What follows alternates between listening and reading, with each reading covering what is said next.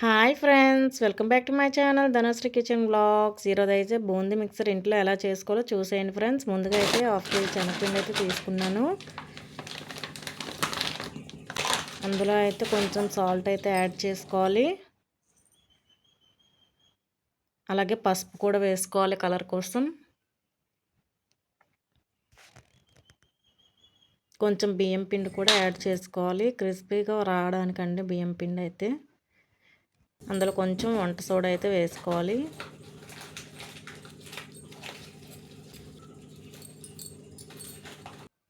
ఇప్పుడు వీటిని బాగా మిక్స్ చేసుకోవాలి ఫ్రెండ్స్.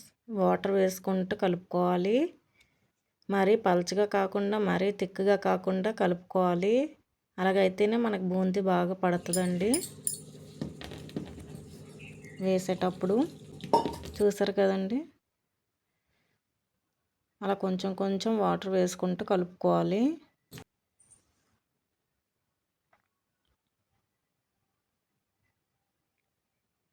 ఇప్పుడైతే చూసారు కదండి, ఈ విధంగా అయితే కలుపుకోవాలన్నమాట బూందీ వేయడానికి.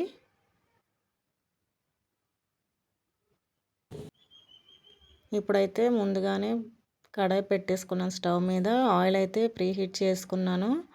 ఇప్పుడైతే బూందీ గరిటలో బూందీ అయితే వేసేసుకోవాలి. చూసారు కదండి ఎంత చక్కగా వచ్చేస్తుంది బూందీ అయితే. ఈ విధంగా అయితే వేసుకోవాలి పిండి మొత్తం కూడా.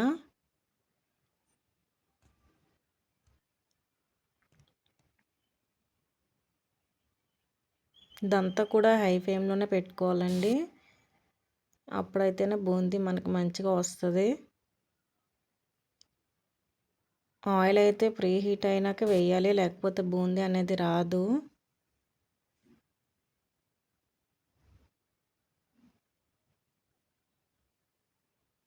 చూసారు కదండి, ఈ విధంగా అయితే బూందీ వేసేసుకున్నాము.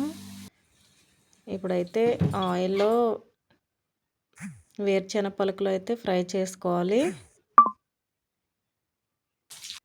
చూసారు కదండి, పల్లీలు అయితే ఫ్రై చేసుకొని పక్కకు తీసుకోవాలి బూందీలోకి.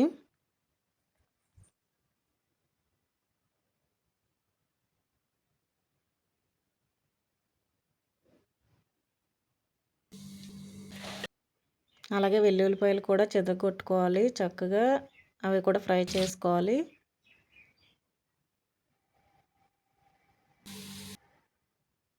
కరివేపాకు కూడా ఫ్రై చేసుకోవాలి.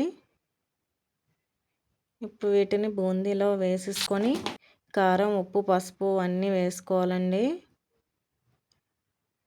వేసేసుకొని మిక్స్ చేసుకోవాలి. అంతేనండి, బూందీ అయితే రెడీ అయిపోయింది. బాగా మిక్స్ చేసుకుంటే బూందీ రెడీ అయిపోతుందండి.